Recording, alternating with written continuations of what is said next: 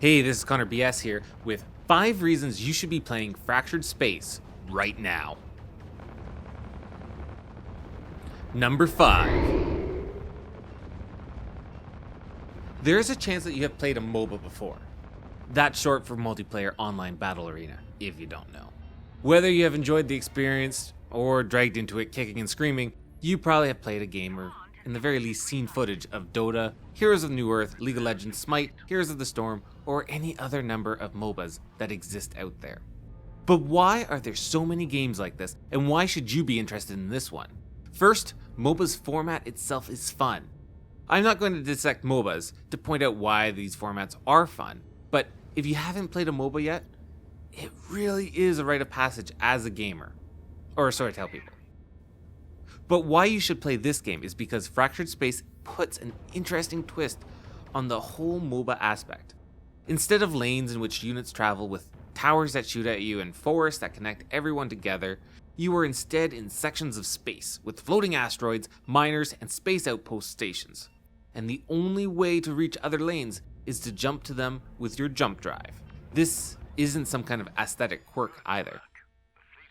Having to use a jump drive to jump to other locations effectively creates 5 different arenas in which your team fights. 2 arenas are the team's respective bases, 2 arenas are for the lanes in which you cap resources and advance onto the enemy team's base, and the Gamma Buff arena that occurs at the allotted time.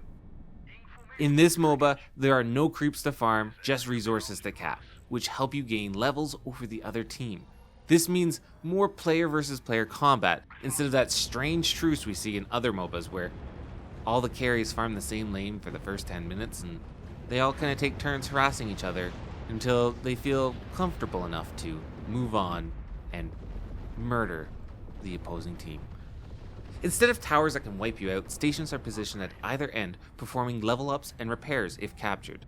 This also gives the team options to advance onto the enemy territory when you have the opposing team's space station, and losing a space station, well, you can always retake it. This may be another Defense of an Ancient, but this time it's a base of operation in space. Its format is so fresh and new, sometimes people forget it's a MOBA. Number 4. I don't know if I emphasized this fully yet. You are in space flying kilometer-long ships, firing lasers and destroying other ships, sometimes larger, sometimes smaller than your own. I am tempted to make this point in every single number, but figured out that by now, at number 4, you would have stopped this video, downloaded the game, and resumed it to find out what my other 3 are. But seriously, dogfights in space, I can wait till you come back. Number 3. Gamma Buffs. These buffs occur during allotted times. Each round of Gamma Buffs gets stronger and stronger to the point of allowing your team to jump directly into enemy territory, also referred to as a Gamma 4 buff. These buffs add a sense of urgency to this game. There is a timer at all times reminding you of the presence of these buffs, and when it will become available, including a friendly little alarm telling you that you should have already been in Gamma Quadrant by now. It creates this interesting dynamic. Does your team try to take part in this epic 5v5 space battle?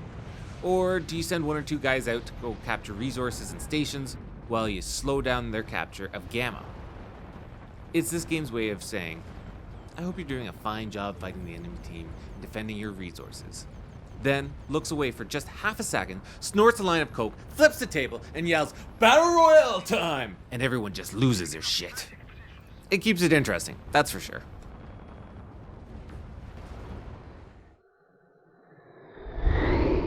Number 2. The tier system. If you have ever played games like World of Tanks, or mostly any other games that has tiers of equipment, vehicles, weapons, or armor, you are familiar with the idea that a tier 3 vehicle is generally more effective than a tier 1 vehicle of that class. In this game, that is a preconception that you will have to toss away. A tier 1's weapon can actually penetrate a tier 6's armor. No ricochet shots to be seen here. Just wild missing as I unload clips into asteroids, because I thought I saw something move. But anyways, that's on me. The tier system is more of a guideline of how difficult the ship is to play, possibly requiring smart positioning or tactics to allow for optimal results.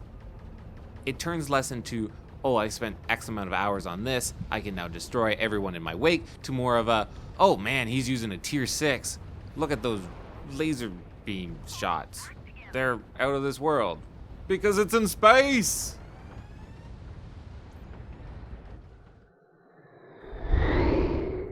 And the number one reason why you should be playing this game right now, it's freaking space battles. You are flying ships in space, kilometers long, and things explode, and oh god, a hunter popped up behind you. You engage shields, a teammate disarms him, and you jump, but no, what did you just hear? Oh no, it's your communication officer. Another ship just appeared on screen. It was a cloak ship, but you already started to jump.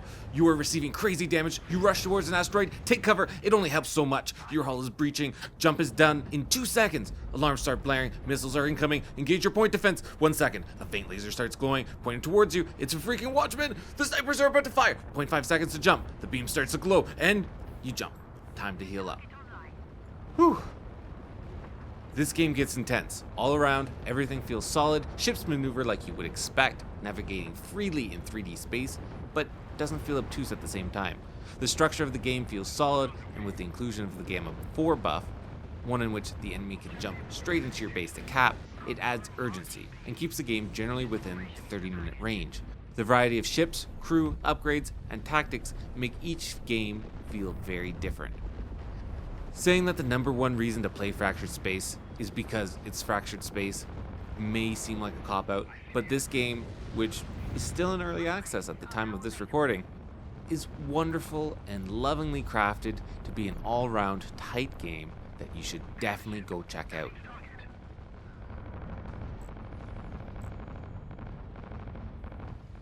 That's our top 5 reasons to go play Fractured Space. Have you more? Let us know.